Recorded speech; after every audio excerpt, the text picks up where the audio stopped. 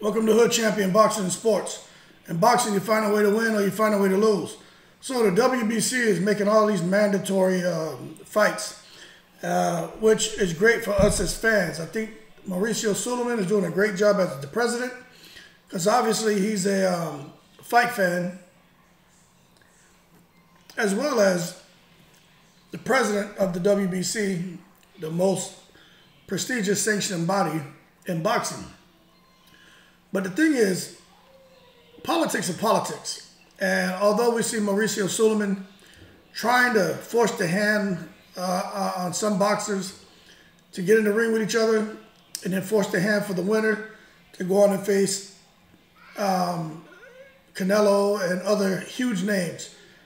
In other words, giving us fights we wouldn't normally get if he wasn't in position to force the hands of promoters, managers, and boxers to get in the ring and risk losing their O, or just risk getting another defeat on their record because of the stiff competition.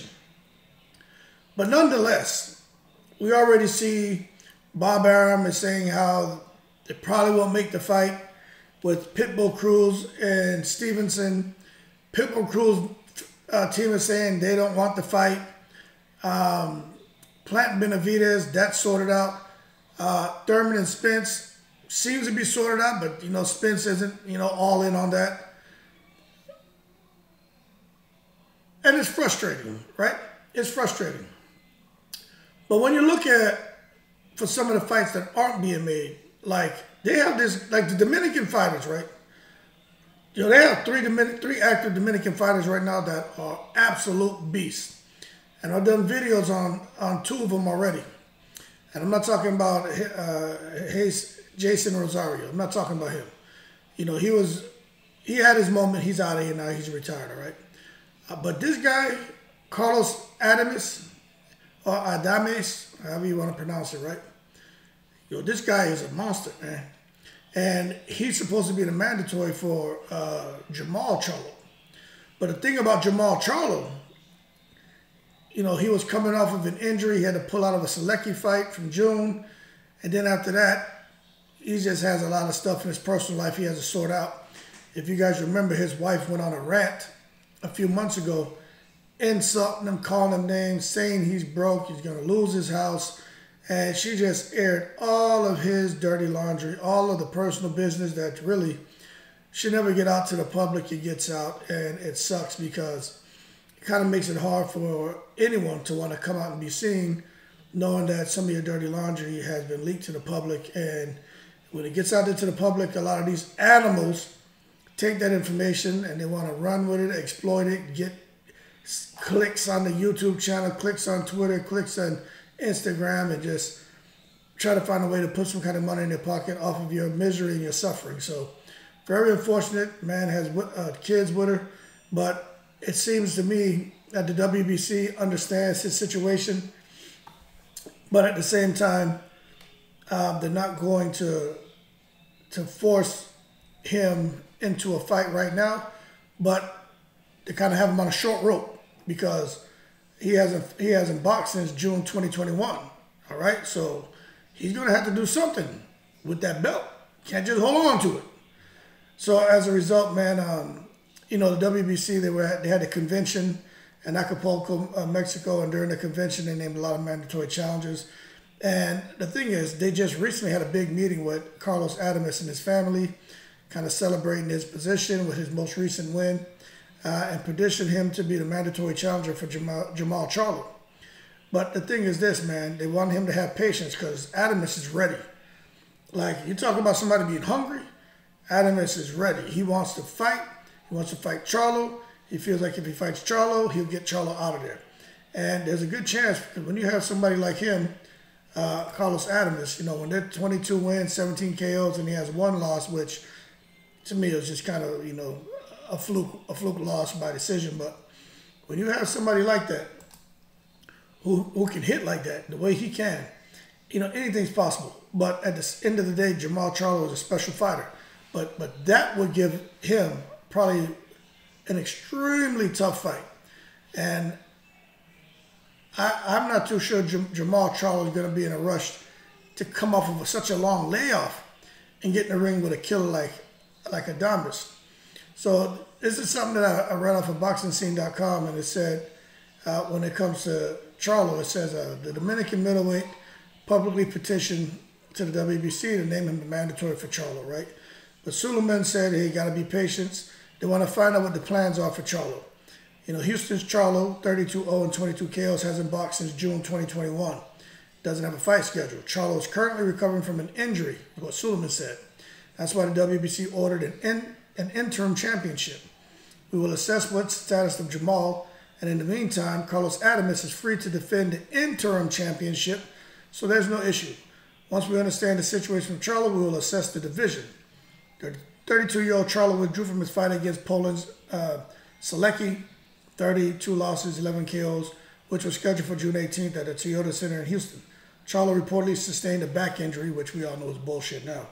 But BoxingScene.com has informed that Charlo has recovered from that injury and been tending to personal matters. Charlo hasn't fought since he unanimously appointed Mexico's Juan Macias Montiel in the 12th rounder that took place 16 months ago in the Toyota Center. Charlo's lengthy layoff caused the WBC to order an interim middleweight championship bout because the WBC has to get their money, so they're going to order these interim bouts. They got to get their money. They need those sanctioning fees. We saw Adames and Montiel getting there. Montiel's the same guy who fought Charlo last year and lost, and then Adames comes and he knocks Montiel out in the 3rd round. So, you know, it just goes to tell you that there's something special about Montiel in his hands for him to knock somebody out like that. The 28-year-old Adames, who's Dominican, apparently will attempt at least one defense of an interim championship before considering matching up between Charlo and himself. So he's going to get one defense. We're not sure who he's going to fight. But this is what's funny, right? Charlo and Adames are both affiliated with Al Heyman and PBC, so it shouldn't be hard to make. Munguia, Jaime Munguia. How the hell is he still floating around here and not having to take a tough fight? But Jaime Munguia figures to be the WBC's #1 ranked middleweight when the new ratings are released. So because Adames has an interim championship, he's been, you know, taken off the rankings because he's considered, you know, well, he is. He's a champion, an interim champion. So Munguia right now is ranked 2nd in the WBC rankings. But Adames was ranked #1 at that point, but we know that they're going to change all that. And this is what's funny. Munguia turned down an opportunity in March to fight Adames in a WBC eliminator. Tijuana's Munguia, 26, is scheduled to square off against Argentina's Gonzalo Gaston Correa, 21, 5 losses and 8 KOs in a 10-rounder in the zone, which is streamed November 19th from the Arena Astros in Guadalajara, Mexico. So that just lets you know Munguia should be out here fighting real killers because Munguia is a beast. But he's not doing it. And Adames is trying to get at Charlo. But Charlo just has so much going on in his personal life, man. And you just hate to see him lose the title, having it stripped from him or for whatever reason because, you know, the personal issue. And that's why, man, let me tell you, I can tell you as from experience. Man, if your home life is ups and downs in your home life, I've seen it. I've gone through it, man. I don't know anyone that has a perfect situation, right?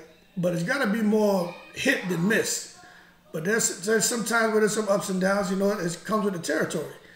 But damn, the man and woman should have some control and not put all your shit out there to the world because, man, it makes it impossible to come out and function. How the hell is this man Jermall going to train and get ready for a fight? And he's got all this stuff on his brain, you know, that's got to suck. But anyway, so we'll see what's going to happen, but I know the WBC is not playing. They're going to put some pressure on him at some point and say either, you know, get in the ring or give up the belt. And that's exactly what they're going to do because there's no reason for him not to fight right now. But they are being empathetic and, you know, understanding his situation, and that's always good. But that being said, I'm telling y'all right now, this guy Adames, he has gotten better. This man's got something special about him. I think Jermall is just on a whole nother level, but this could be the perfect timing for someone like Adames to catch Charlo. If they foolishly take Charlo after being off over a year and put him in the ring with this killer. Recipe for disaster. With that being said, y'all keep cool. Shout out to the veterans. Leave your comments below. Let me know what you think. Hit that super thanks button. Cash App, PayPal, donations, links below. And as always, I'm in a breeze.